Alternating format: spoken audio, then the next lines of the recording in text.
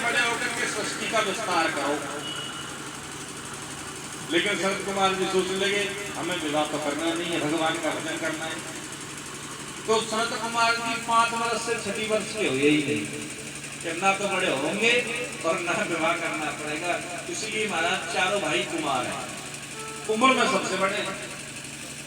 ऐसे शरद कुमार जी महाराज मंच पर बैठ गए, नारद जी महाराज सन्मुख बैठ गए श्रोता बन करके और सुंदर भागवत की कथा करा। अब देखो सनत कुमार जी जैसे वक्ता हो और नारद जी जैसा श्रोता हो तो कौन सुनने ना हो। बड़े बड़े संतों की भीड़ लगने लगी, सारे संत महापुरुष वहां सुनने के लिए आ रहे हैं कि भैया सनत कुमार जी कथा सुना रहे हैं, नारद जी महाराज कथा सुन रहे हैं। भक्ति देवी भी वहां आकर के विराजमान हो गई, किसी को दिखाई नहीं दिया।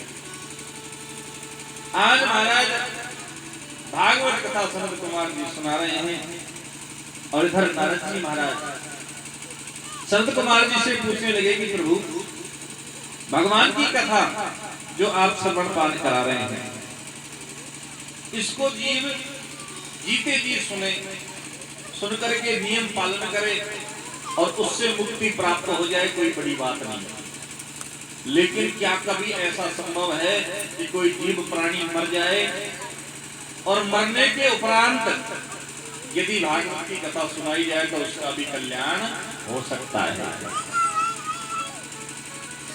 सनत कुमार जी कहने लगे भैया देखो भागवत की कथा तो ऐसी समझ लो, हाँ जैसे LIC की पॉलिसी, जीवन के साथ भी और जीवन के बाद भी, जिंदे जिंदे का भी कल्याण करती है और मर जाए उसके बाद भी कोई सुनाए तो मरे का भी कल्याण करती है।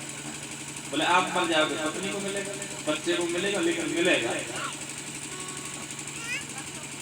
21 पीढ़ियों का तारण भागवत कथा से होता है। जो यजमान विशेष कराए 7 पीढ़ी खुद की, 7 ससुराल पक्ष की और 7 ननिहाल पक्ष, उनमें कोई भी पापी आत्मा हो महाराज उसका भी कल्याण भागवत की कथा से होता है।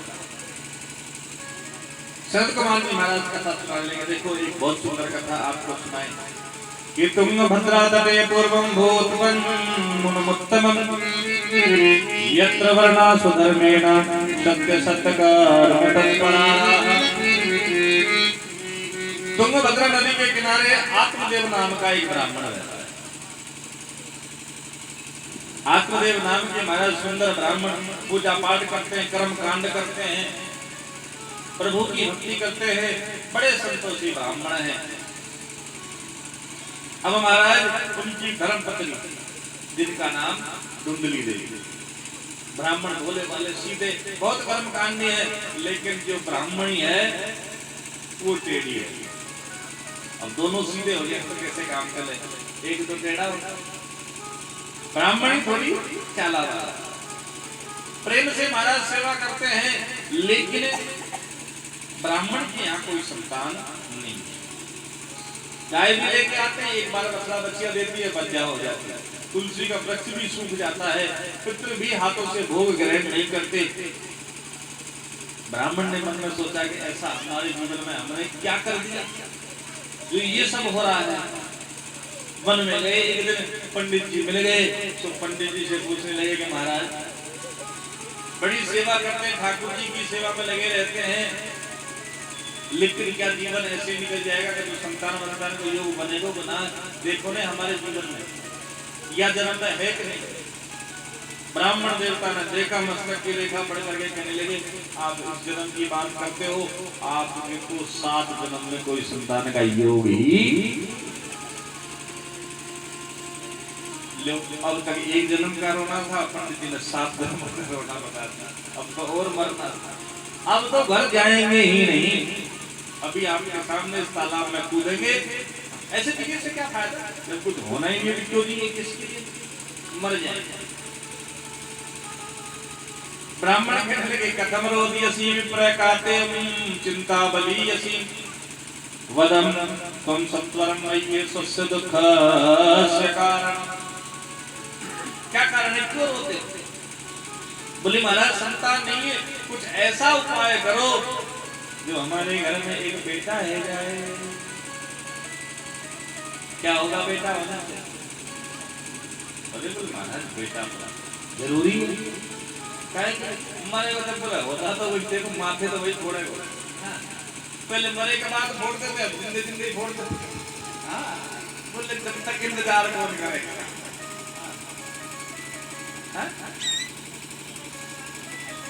जैसे ब्राह्मण ने कहा, शरद कुमार जी से कहने लगे कि देखो बेटा लेकर के क्या करेंगे। मुंजा ज्ञानम प्रजारोपम बलिष्ठो कर्मणो गति विवेकम तु समासाद्यम तज्ञ संसारवासम। पंडित जी आप जो मन में पुत्र की कामना करते हो वो एक अज्ञान है। क्या करोगे बेटा लेकर के? शास्त्र कहते हैं भैया बेटा घर में हो जाए समझ लो ठाकुर जी की कृपा हो गई, और जाके घर में बेटा ना हो ये समझ लो और बड़ी कृपा हो। हाँ बेटा गाय के लिए आता है। यदि जीवन में कोई कर्जा आपके ऊपर बाकी है वो चुकने के लिए बेटा आता है। बेटा नहीं आया इसका मतलब हम फ्री हैं, तो जी हमारे पास कोई कर्जा नहीं है, ठाकुर जी हमें मुक्त करना चाहते हैं भैया, लेन देन खत्म, हम सीधे हमारे पास आता कौन है? जिसका पास किसी का उधार होता है वही तो बार बार जाता है। अब किसी का है तो हमारे घर जो आएगा कोई मांगे होगा जब तो आएगा। तो बेटा नहीं है तो समझ लो आपके ऊपर कोई लेन देन नहीं है। बेटा आता ही चुकने के लिए। पढ़ाओ लिखाओ ये करो वो करो ब्याह करो शादी करो, बेटा बेटी हो गए, फिर बिजनेस के लिए तैयार करो, मकान बनवाओ, मर जाएगा लेकिन शांति से बैठने नहीं देगा। पिताजी ये और करो, पिताजी ने कहते महाराज एक प्लॉट और ले ले, पोता कौन है? अब के अपना तो प्लॉट ले ले दोगे तो उसकी व्यवस्था जीवन में करी नहीं और संसार में लगे पड़े।